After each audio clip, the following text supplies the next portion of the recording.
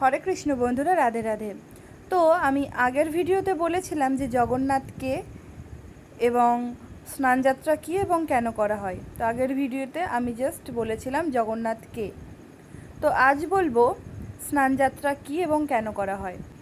স্কন্দ পুরাণ অনুসারে রাজা ইন্দ্রদুগ্ন যখন জগন্নাথ দেবের কাঠের বিগ্রহ প্রতিষ্ঠা করলেন, তখন থেকে এই স্নানযাত্রা উৎসব শুরু।